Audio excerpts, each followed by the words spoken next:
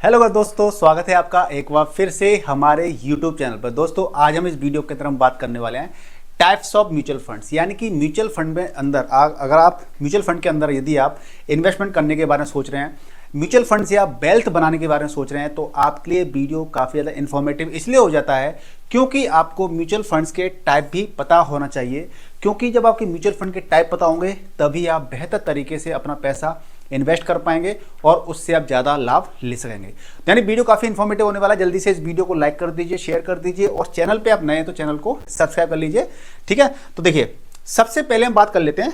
एक आप में से कुछ लोग अभी नए नए होंगे, है ना, इस चैनल पर नए होंगे, तो आपके सामने एक चैलेंज ये भी होगा कि म्यूचुअल फंड क्या होता है। तो म्यूचुअल फंड क्या होता है, चलो पहले इसकी बात कर लेते हैं। देखिए म्यूचुअल फंड क्या होता है, आप ये मान के चल लीजिए कि म्यूचुअल फंड जैसे कि ये म्यूचुअल फंड है, ये ठीक है जी, ये आपका म्यूचुअल फंड है। ठीक है, म्यूचुअल फंड है तो इसका मतलब सीधे सीधे क्या होता है, पूलिंग ऑफ मनी, यानी कि बहुत सारे लोग क्या करते हैं, पैसा यहाँ पे लगाते हैं, म्यूचुअल फंड में पैसा लगाते हैं। बहुत सारे लोग, आप और हम, बहुत सारे ऐसे लोग पैसे लगाते हैं इसके अंदर। तो कोई मान लीजिए 1000 रुपये की SIP कर रहा है, यानी कि 1000 रुपये पर मंथ इन्वेस्टमेंट कर रहा है। कोई 5000 रुपये हर महीने इन्वेस्टमेंट कर रहा है। ठीक है, हर किसी की अलग अलग क्षमता होती है। 10,000 रुपये हर महीने कर रहा है, कोई लमसम कर रहा है, किसी ने 2 लाख रुपये इन्वेस्टमेंट कर दिया एक साथ, किसी ने 1 लाख कर दिया, किसी ने 10,000 कर दिया, किसी ने 20 लाख कर दिए। तो इस प्रकार से अलग अलग लोगों का चॉइस होती है और म्यूचुअल फंड में इन्वेस्टमेंट करते हैं। यानी पूलिंग ऑफ मनी, यानी यहाँ पे इकट्ठा पैसा एक जगह पे यहाँ पे आ गया। अब क्या है, ये पैसा आपका म्यूचुअल फंड के पास आया था ये पैसा। अब इसकी फिर क्या करता है, एक इसका फंड मैनेजर होता है। एक या एक से ज़्यादा फंड मैनेजर होते हैं। फंड मैनेजर बोले तो अपनी फील्ड का माहिर इंसान होता है, जानकारी होती है उसको कि पैसा कहाँ लगाना है, कहाँ नहीं लगाना है और कब पैसा निकालना है। ये सारी चीज़ें फंड मैनेजर डिसाइड करता है। तो वो इस पैसे को क्या करता है, फंड मैनेजर शेयर मार्केट में इस पैसे को लगा देता है। ठीक है जी, शेयर मार्केट के अंदर इस पैसे को लगा देता है और शेयर मार्केट में इस पैसे को लगाने के बाद में क्या होता है कि सीधा सीधा आप देख सकते हैं यहाँ पे शेयर मार्केट में पैसा लगाने के बाद में, यानी कि जब हम पैसा इन्वेस्ट कर रहे हैं, हम पैसा क्या कर रहे हैं, इन्वेस्ट कर रहे हैं, फंड मैनेजर उस पैसे को लगा रहा है शेयर मार्केट के अंदर। तो फंड मैनेजर ये इंश्योर करता है कि भैया जो पैसा लगा रहे हैं बंदे, उनको कुछ रिटर्न मिले, उनको कुछ फ़ायदा मिले। तो फ़ायदा मिलेगा तभी तो हम लोग पैसा इन्वेस्टमेंट करेंगे।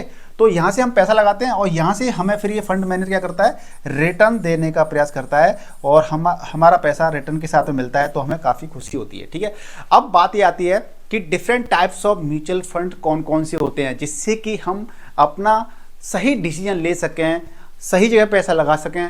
अलग अलग रिस्क कैटेगरी क्या क्या होती है, इसके अंदर रिस्क क्या होता है, ये सारी चीज़ों की बात करेंगे। तो देखिए सबसे पहले हम बात कर लेते हैं इक्विटी की। किसकी बात कर लेते हैं, इक्विटी की। इक्विटी बोले तो सीधा सीधा शेयर मार्केट, यानी कहीं भी अगर कोई इक्विटी बोलता है तो इक्विटी मतलब क्या होता है, शेयर मार्केट, सीधा सीधा। ठीक है, और शेयर मार्केट या इक्विटी यानी कि रिस्क। इक्विटी या शेयर मार्केट मतलब कि रिस्क। अब रिस्क को समझ लीजिए कि किसके अंदर रिस्क कितना होता है, किसके अंदर रिस्क ज़्यादा होता है, किसके अंदर रिस्क कम होता है। अब यहाँ पर आप देखेंगे तो इक्विटी के अंदर आपके मुख्यतः 3 कैटेगरी में आपको बताऊंगा, 4 बताऊंगा एक्चुअली आपको। तो यहाँ पे आप देखेंगे, सबसे पहले आप देखेंगे यहाँ पे लार्ज कैप होता है। लार्ज कैप यानी म्यूचुअल फंड को हम जो डिस्ट्रीब्यूट करते हैं वो 3 प्रकार से कर देते हैं। 3 कैटेगरी मतलब कैटेगराइज कर देते हैं, large cap, mid cap, small cap. Large cap मतलब कि जहाँ बड़ी बड़ी कंपनीज होती हैं, इसको सेबी ने कैटेगराइज करने का एक फॉर्मूला बनाया है कि जिनका मार्केट कैप 20,000 करोड़ से ज़्यादा का होता है आप उनको लार्ज कैप कह सकते हैं, या टॉप 100 कंपनीज होती हैं उनको हम लार्ज कैप कह सकते हैं। मिड कैप में क्या आता है, जिनका मार्केट कैपिटलाइजेशन 5,000 करोड़ से लेकर के 20,000 करोड़ के बीच में होता है, वो आपकी क्या होती हैं, वो आपकी मिड कैप होती हैं। या फिर हम यूँ कहें कि 101वीं टॉप से लेकर के 101वीं से लेकर के 250 कंपनी तक आपकी मिड कैप होती हैं। एक कैटेगराइज कर दिया है थोड़ा सा, ठीक है ना। हालांकि एकदम हार्ड एंड फास्ट फिक्स इतना नहीं है, थोड़ा ऊपर नीचे भी चीज़ें हो सकती हैं। अब इसके अलावा स्मॉल कैप की बात आती है। स्मॉल कैप का मतलब ये होता है कि जिसका मार्केट कैप आपका 5,000 करोड़ तक होता है, वो आपकी स्मॉल कैप में आती है। या फिर यूँ कहेंगे 251वीं कंपनी से लेकर के नीचे जितनी कंपनीज होती हैं वो आपकी क्या आती है, स्मॉल कैप के अंदर आ जाती है। तो इसमें आपका लार्ज कैप है। अब लार्ज कैप में क्या रहता है, यहाँ पर आपका पैसा बड़ी बड़ी कंपनी लगता है।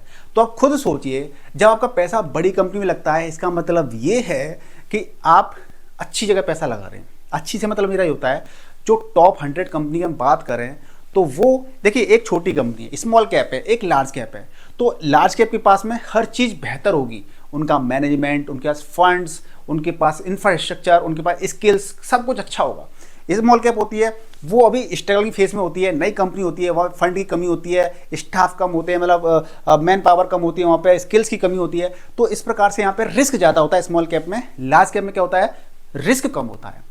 तो जब शेयर मार्केट का नियम समझ लीजिए या आप अपनी रियल लाइफ की बातों को भी समझ लीजिए कि जहां पर रिस्क ज़्यादा होता है वहां आपको फायदा मिलने के चांसेस भी बढ़ जाते हैं। हम कहते हैं ना रियल लाइफ में भी क्या रिस्क तो लेना पड़ेगा तभी हमें कुछ मिल पाएगा, तो ऐसे इसमें शेयर मार्केट में, म्यूचुअल फंड में भी होता है। तो यहां पर क्या है, आपका रिस्क कितना है, लो रिस्क। ठीक है, लो रिस्क है इसके अंदर, तो रिटर्न भी कैसे होंगे, लो होंगे इसके अंदर, क्योंकि आप रिस्क कम ले रहे हो, लो रिटर्न। जब आप रिस्क कम लोगे तो आपको कम ही रिटर्न मिलेगा। ठीक है, तो यहां पे लो रिस्क लो रिटर्न। ठीक है, अब इसके बाद आता है मिड कैप। ये इक्विटी की बात चल रही है अभी, इक्विटी के अंदर मिड कैप। अब मिड कैप में क्या रहता है, यहां पर रिस्क थोड़ा सा बढ़ जाता है, यानी कि हम क्या है, मॉडरेट रिस्क। ठीक है, मॉडरेट रिस्क, तो यहां पे रिटर्न भी कैसा मिलेगा, मॉडरेट टाइप का क्या रिस्क रिटर्न मिल जाएगा आपको यहां पर भी।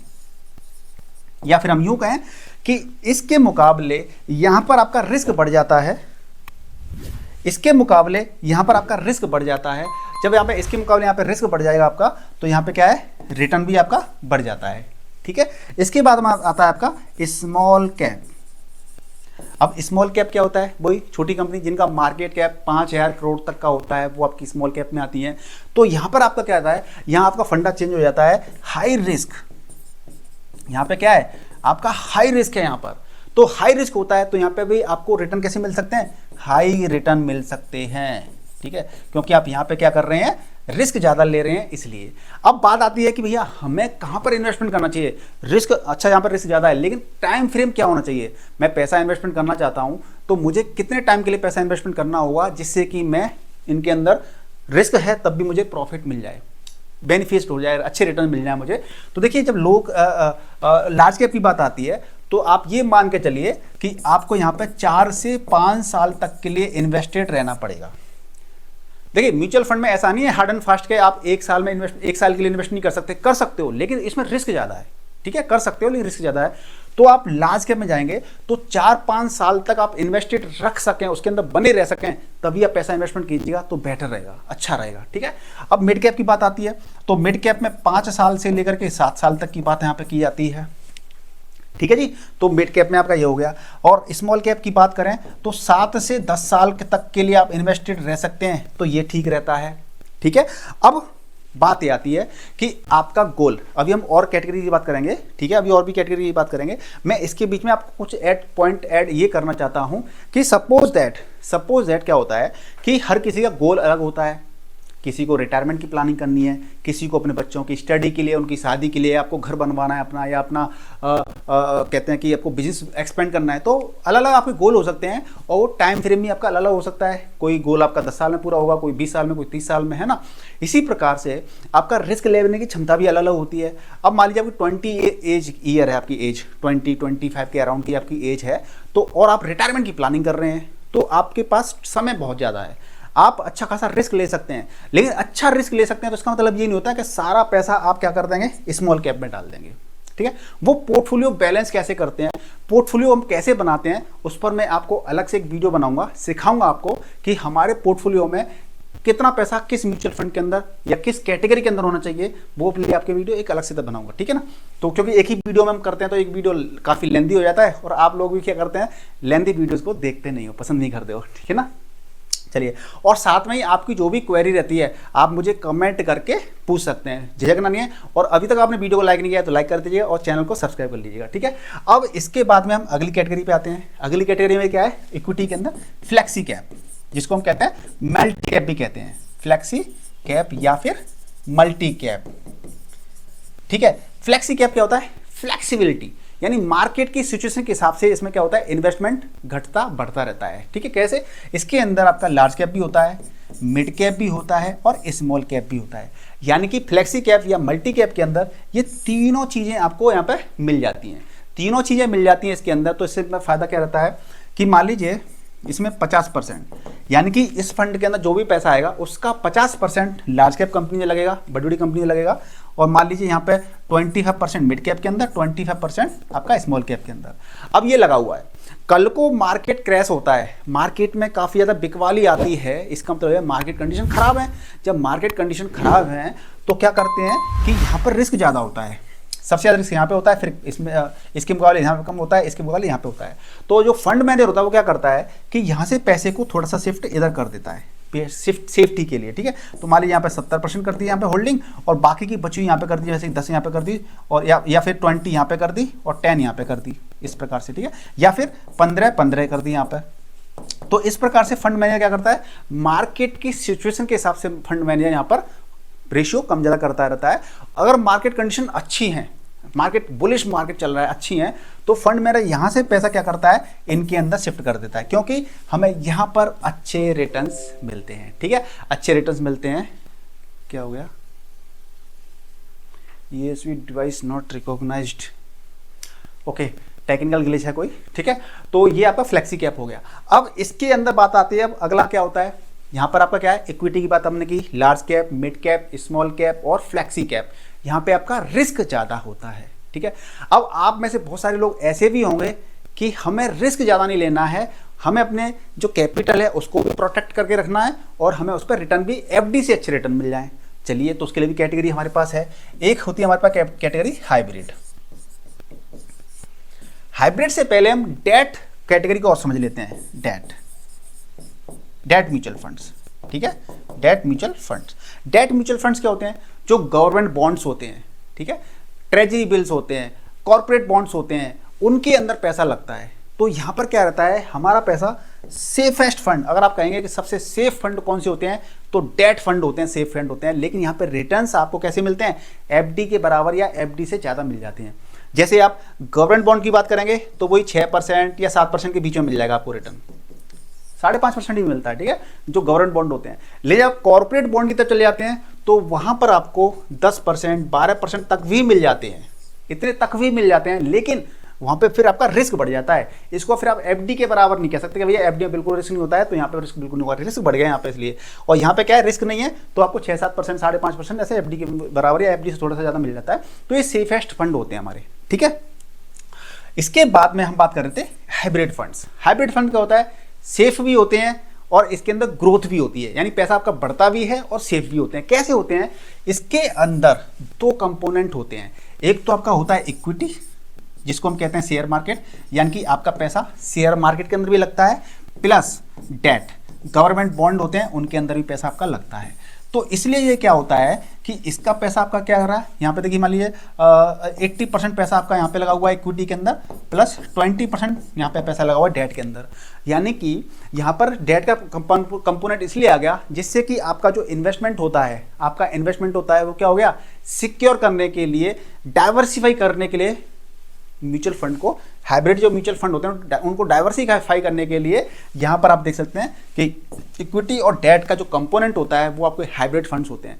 तो हमारे पोर्टफोलियो के अंदर हाइब्रिड फंड भी हो, लार्ज कैप भी हो, स्मॉल कैप भी हो, मिड कैप भी हो, फ्लेक्सी कैप भी हो, तो इससे क्या रहता है कि हमारा जो पोर्टफोलियो होता है वो काफ़ी बैलेंस बन जाता है। और अगर मार्केट कंडीशन सही है तब भी हमें रिटर्न्स मिल जाते हैं ठीक ठाक, और मार्केट कंडीशन अगर ठीक नहीं है तब भी हमें ठीक ठाक रिटर्न मिल जाते हैं, क्योंकि हमारा पोर्टफोलियो डाइवर्सिफाई है, ठीक है।